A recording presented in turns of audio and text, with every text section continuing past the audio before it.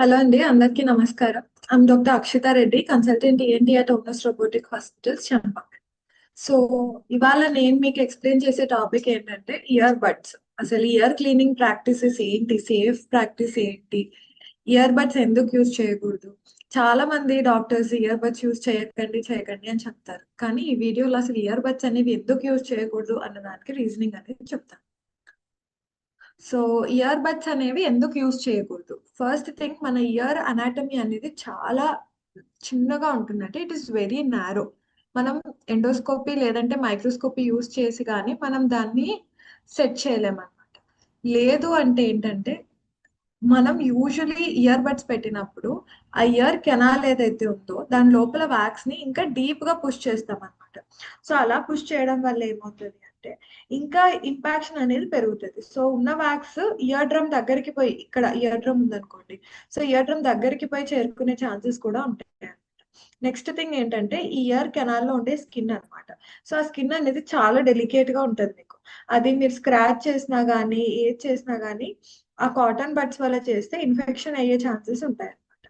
Then ear buds, మనం use చేసే year buds అసలు ప్రొడక్షన్ ఎక్కడైంది, ఆ కాటన్ స్టెరైలా కాదా ఏంటి అనేది మనకు తెలియదు. సో దాని లోపల కూడా ఉండే బ్యాక్టీరియాని మనం చెవులో పెట్టుకుంటున్నాం, దానివల్ల ఇన్ఫెక్షన్ రిస్క్ అనేది ఇంకా ఎక్కువ పెరిగే ఛాన్సెస్ ఉంది.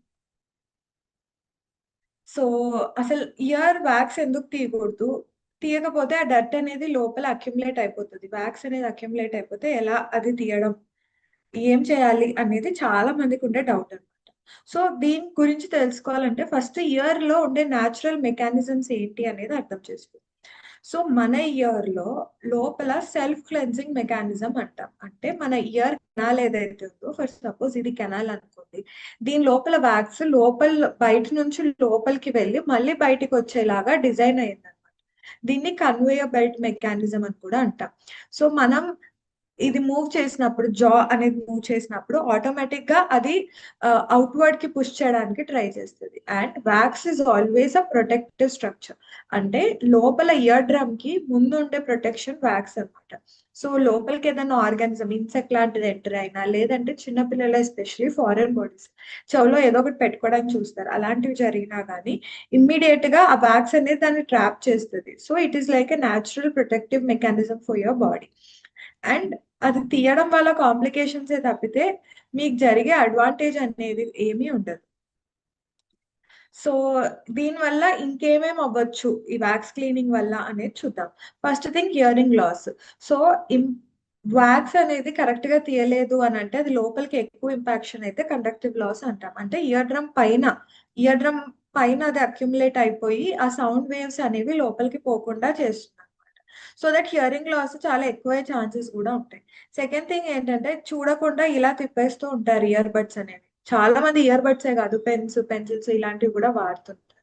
సో దీని వల్ల ఏంటంటే ఒక్కొక్కసారి ఎంత లోపలికి వెళ్తున్నాము అన్న డెప్త్ అనాలిసిస్ అనేది ఉండదు. సో మనం ఇలా లోపలికి వెళ్ళి ఇయర్ డ్రమ్ అసలు టచ్ చేస్తున్నామా లేదా అని కూడా అర్థం కాదనమాట చాలా మందికి. సో ఒకవేళ ఇయర్ డ్రమ్ కి హోల్ అనేది పడితే దానివల్ల ఎక్కువ పెయిన్, బ్లీడింగ్ ఉండి సడన్ గా హియరింగ్ లాస్ అయ్యి, లేదంటే వర్టిగో కూడా వచ్చే ఛాన్సెస్ ఉంటాయి. Next thing, year infections. దీని గురించి మాట్లాడే ముందు ఎస్పెషల్లీ దీంట్లో కేటర్ అయ్యే పేషెంట్స్ ఎవరు అంటే డయాబెటిక్స్ అనమాట. సో డయాబెటిక్స్ లో నార్మల్ పేషెంట్స్ కి అయితే ఇన్ఫెక్షన్ అయ్యింది ఇమీడియట్ గా తగ్గుతుంది. సో డయాబెటిక్స్ లో ఇలాంటి ఇన్ఫెక్షన్స్ అంత ఈజీగా తగ్గవు, ఇక్కడ నుంచి బ్రెయిన్ కి కూడా పోయే ఛాన్సెస్ ఉంటాయి. సో దాన్ని మాలిగ్నెంట్ ఒటైటిస్ ఎక్స్టర్నా అని కూడా అంటాం. సో ఇవన్నీ చిన్న దాంతో పోయేవి, చాలా పెద్దగా చేసుకోవాల్సిన అవసరం లేదు, చిన్న చిన్న ప్రికాషన్స్ ఫాలో అయితే. And chronic pain, irritation, inflammation ఏదైతే స్కిన్ డ్యామేజ్ అయిందో అది తగ్గడానికి టైం పడుతుంది. సో అది తగ్గేంత లోపు అక్కడ ఇన్ఫెక్షన్ ఎక్కువ అవ్వడం కానీ, లేదంటే ఆ టైంలో వాటర్ ఎంట్రీ, చెవులకు నీళ్లు పోయినా కానీ అది ఇంకా చాలా ఎక్కువ ఫ్లేర్ అప్ అయ్యే ఛాన్సెస్ ఉంది. ఇలాంటి టైంలో ఒక్కొక్కసారి చెవులో ఫంగస్ పెరిగే ఛాన్సెస్ కూడా ఉన్నాయి. So all this have to be taken into consideration. That is why we advise you not to use ear buds. And recent గా ఒక వీడియో చేసామండి. చాలా మంది పేషెంట్స్ నా దగ్గరకు వచ్చేవాళ్ళు మనకు ఆన్లైన్ లో దొరికే ఈ ఇయర్ క్లీనింగ్ ఇన్స్ట్రుమెంట్స్ అనేవి యూజ్ చేస్తున్నారు. దానివల్ల ఏంటంటే అది లోపల మనకి స్క్రీన్ అనేది ఒకటి ఉంటది, దాంట్లోంచి చూసుకుంటూ మన ఫోన్ కి కనెక్ట్ చేసుకొని క్లీన్ చేసుకోవచ్చు అని అనుకుంటున్నారు. అసలు అనాటమీ అనేది క్లారిటీగా అర్థం కానప్పుడు లోపల ఒకరైతే బోన్స్ ని కూడా అది వ్యాక్స్ ఏమో డస్ట్ ఏమో అనుకుని బోన్స్ ని కూడా పీకేసిన రోజులు ఉన్నాయి. అలాంటి వాళ్ళకి ఇప్పుడు హియరింగ్ అనేది కంప్లీట్ గా డ్యామేజ్ అయిపోతుంది అండ్ దాన్ని మనం రివర్స్ కూడా చేయలేము. సో ఇలాంటివి యూజ్ చేసే ముందు ఫస్ట్ అసలు క్లీన్ చేయాల్సిన అవసరం ఏముంది అనేది చెక్ చేసుకోవాలి. సో చేయకూడదు, కానీ ఎలాంటి కేసెస్ లో అనేది ఈ క్లీనింగ్ అనేది చేస్తాం. సో వ్యాక్స్ అనేది చాలా గట్టి పడిపోయి అది ఇన్ఫెక్ట్ అయినప్పుడు, అంటే వ్యాక్స్ ఎక్కువ అక్యుములేట్ అయ్యి దానిలో వాటర్ కానీ ఫంగస్ కానీ వచ్చినప్పుడు అలాంటి కేసెస్ లో వ్యాక్స్ ని క్లీన్ చేయాల్సిన అవసరం ఉంటుంది. సెకండ్ థింగ్ ఏంటి, మనం వ్యాక్స్ క్లీన్ చేయాల్సింది అంటే మనం హియరింగ్ ఎవాల్యుయేషన్ అంటే హియరింగ్ టెస్ట్ అవి చేసినప్పుడు వ్యాక్స్ ఉండటం వల్ల మన టెస్ట్ రిపోర్ట్ అనేది కరెక్ట్ గా రాదు, అందువల్ల మనం ఈ వ్యాక్స్ అనేది రిమూవ్ చేస్తాం. సో ఇలాంటి మెడికల్ కండిషన్స్ కోసం మాత్రమే చేయాలి, కానీ ప్రతి పేషెంట్ లో వ్యాక్స్ క్లీన్ చేయాల్సిన అవసరం లేదు. So what if we leave it alone for few days? So every child కానీ అడల్ట్ కానీ ఎవ్రీ 6 monthly to 1 year ఒకసారి మీరు ఈఎన్టీ స్పెషలిస్ట్ ని కన్సల్ట్ అవ్వాలి. సో దట్ అసలు ఆ వ్యాక్స్, కొంతమందికి యాజ్ సచ్ బాడీలో వ్యాక్స్ ప్రొడక్షన్ అనేది చాలా ఎక్కువ ఉంటుంది. వ్యాక్స్ లో కూడా టైప్స్ ఉంటాయండి. సో ఒకరికి డ్రై వ్యాక్స్ ఉంటుంది, ఒకరికి వెట్ వ్యాక్స్ ఉంటుంది, ఒకరికి ప్రొడక్షన్ ఎక్కువ ఉండొచ్చు, ఇంకొకరికి ప్రొడక్షన్ తక్కువ ఉండొచ్చు. సో ఇలా చాలా రకాలు ఉంటాయి. ఎవరికైతే ప్రొడక్షన్ అనేది ఎక్కువ ఉందో ఒకసారి చూసుకొని దాన్ని బట్టి మీరు ఈఎన్టీ స్పెషలిస్ట్ విజిట్స్ అనేవి ప్లాన్ చేసుకుంటే if required we can do it with endoscopic or microscopic removal so that ear canal is not injured and you will not land up in any kind of infection. Next ఈ normal గా ఎలా clean చేసుకోవాలి, అసలు years ని clean చేయడం అనే విధానం ఏంటి?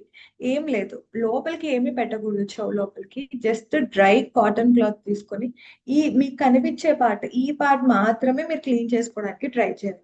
అండ్ ఆయిల్స్ అంటే చెవు లోపల ఆయిల్ ఎప్పుడైనా పోయకూడదు, ఇక్కడ మాత్రమే only with your finger tip ఆ ఆయిల్ ని తీసుకొని జస్ట్ ఈ బయట మాత్రమే, in case if it is dry a lot ఇక్కడ ఇచ్చింగ్ అనేది వస్తుంది అంటే just you have to dip your little finger into it and just apply it out side.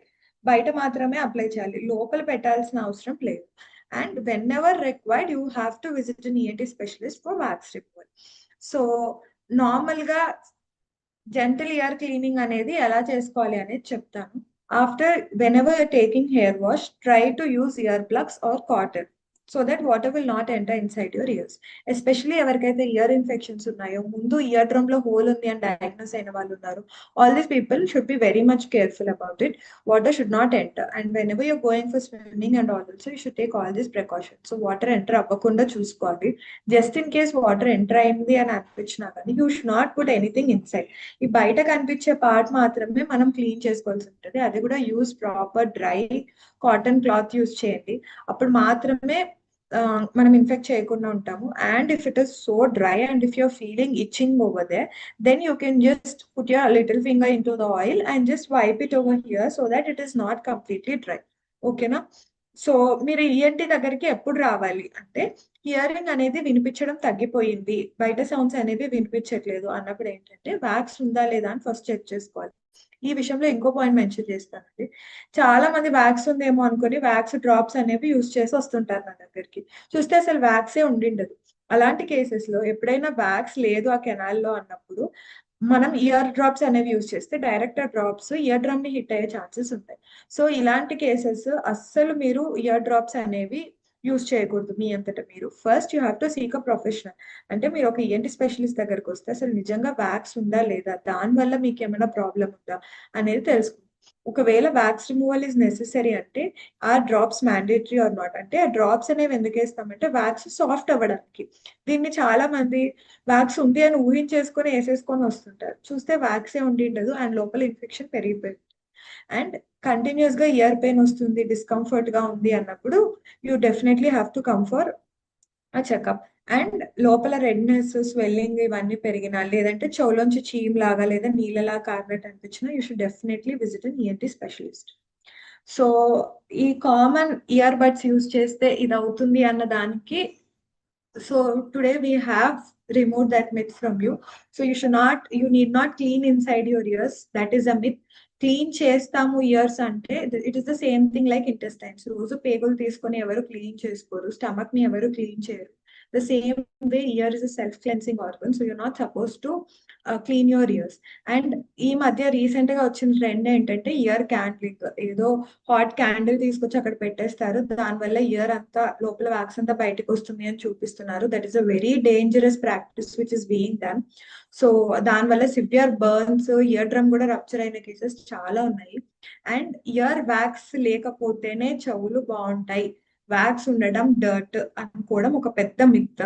So wax is your protector. Wax అనేది ఎప్పుడైనా కానీ లోపల చెవు లోపలికి ఏదన్నా వెళ్ళిన ఇన్సెక్ట్స్ లాంటివి ఆర్ఎల్స్ చెవులో ఉండే నార్మల్ ఫ్లోరా అంటే నార్మల్ బ్యాక్టీరియా అనేది వ్యాక్స్ లోనే ఉంటది. సో దానివల్ల లోపల స్కిన్ అనేది ఎప్పుడైనా హైడ్రేటెడ్ గా ఉంటుంది, డ్రై అవ్వకుండా ఉంటుంది. సో ఇయర్ వ్యాక్స్ లేకపోతే అదే హెల్తీ ఇయర్ అనుకోవడం ఒక మిత్. అండ్ అంతా వ్యాక్స్ బయట నుంచి చూస్తే కనిపించేస్తుంది, దాన్ని తీసేస్తాం అనుకోవడం ఇంకో పెద్ద మిత్. సో లోపల మనమే ఎండోస్కోపీ లేదా మైక్రోస్కోపీ యూజ్ చేసి మాత్రమే తీయాలి వ్యాక్స్. ఏదో బయట నుంచి కనిపిస్తుంది కదా అని తీయడానికి ట్రై చేస్తే all these complications can be there. So long term గా మీరు ఏమేమి చేయాలి అంటే, ఫస్ట్ థింగ్ ఇయర్స్ డ్రైగా పెట్టుకోవాలి ఎప్పుడైనా కానీ. నెక్స్ట్ థింగ్ స్విమ్మింగ్ ఇలాంటివి చేసినప్పుడు compulsory try to use ear plugs or use cotton. And sound ఎక్కువగా రెగ్యులర్ సౌండ్ ఎక్స్పోజర్ అనేది తగ్గించుకోవాలి. Then protection ear plugs. Then smoking ఇలాంటివి ఏమన్నా ఉంటే డెఫినెట్లీ అవాయిడ్ చేయాలి. And regular checkups are very much mandatory. Every 1 yearly or 6 monthly ఒకసారి checkup చేసుకుంటే we will tell you, like if your production of wax is more, then we will ask you to come at regular intervals so that we can remove it until unless it gets complicated. So these are the safe ear practices which I have mentioned. So to summarize, లోపల చెవులోకి ఏం పెట్టుకోకూడదు, nothing should go inside the ear. Then external గా మాత్రమే clean చేయాలి, మీకు కనిపించిన బయట పార్ట్ మాత్రమే క్లీన్ చేయడానికి ట్రై చేయండి. ఎస్పెషల్లీ పిల్లల్లో చాలా మంది పేరెంట్స్ ఫోర్స్ఫుల్ గా ఇయర్ వ్యాక్స్ రిమూవల్ అనేది ట్రై చేస్తుంటారు. సో దాన్ని కంప్లీట్ గా అవాయిడ్ చేయాలి. అండ్ ఓన్లీ బయట మాత్రమే డ్రైగా ఉన్నప్పుడు you can little bit use oil and clean it. Don't pour oil inside, దానివల్ల ఫంగల్ ఇన్ఫెక్షన్స్ కూడా డెవలప్ అయ్యే ఛాన్సెస్ ఉంటాయి. And whenever you feel all these difficulties, first try to seek help. First ఒక ENT specialist ని consult అవ్వండి. దానివల్ల ఏమేమి ఉన్నాయి లోపల ఏంటి ఇన్ఫెక్షన్ అనేది, you will know the root cause and we can treat it accordingly.